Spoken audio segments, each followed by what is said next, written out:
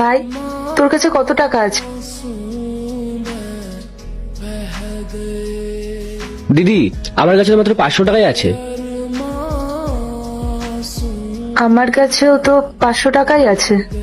এই নে।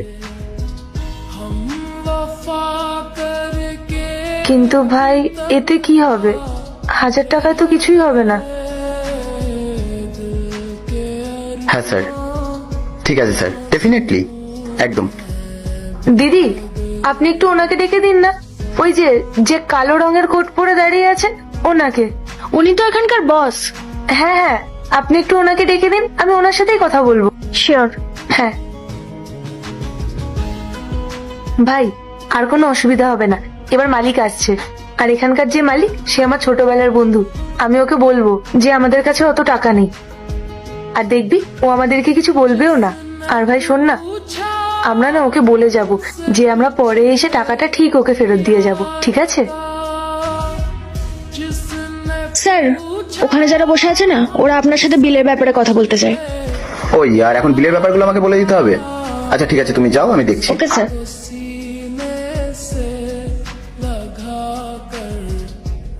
হ্যাঁ বলুন। আরে অভি, কেমন আছিস? কি অভি স্যার বলুন? আর হ্যাঁ, তুই না, আপনি করে কথা বলুন। আসলে বিলে না 2000 টাকা হয়েছে, আর আমাদের কাছে এখন অত টাকা নেই। আপনি এই 1000 টাকাটা রাখুন, আমরা কদিন পরে এসে বাকি টাকাটা দিয়ে যাব। কেন, ধর্মশালা খুলে রেখেছি নাকি আমি এখানে? সস্তায় কেন দেবো? চুপচাপ 2000 টাকা পে করুন, তারপর যান এখান থেকে। অভি, না মানে স্যার, আজকে তো আমার ভাইয়ের জন্মদিন, আমি সেই কারণেই আপনাকে বলছি। আমি খুব তাড়াতাড়ি এসে আপনাকে বাকি টাকাটা দিয়ে যাব। আপনি এখন এই টাকাটাই রাখুন। আপনি তো আমার ছোটবেলার বন্ধু, বলুন, আমার জন্য তো আপনি এইটুকু করতেই পারেন। এক কাজ করি তাহলে, আমি এখানে যতজনের জন্মদিন ততজনের ডিসকাউন্ট করে দিই আমি।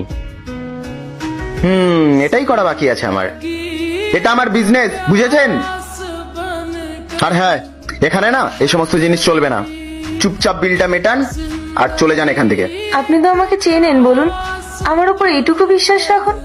এই যে এই সমস্ত বন্ধু বান্ধব বাইরে কি হবে? হ্যাঁ, যদি আমি বন্ধুত্ব মেটাতে থাকি তাহলে আমি কামাবোটা কি? চুপচাপ বিলটা মেটান আর যান এখান থেকে। আর যদি না মেটাতে পারেন, আপনাদের জন্য একটা অল্টারনেটিভ ব্যবস্থা রয়েছে। আপনার ভাইকে বলুন না এখানে ঝাড় দিয়ে দিতে, আর আপনি এখানে বাসন মেজে নেবেন। সারাদিন যদি কাজ করে তাহলে আমার 1000 টাকাটা উঠেই যাবে। ওয়েটার, কাজ করা এদেরকে দিয়ে, যাতে পালিয়ে না যায়।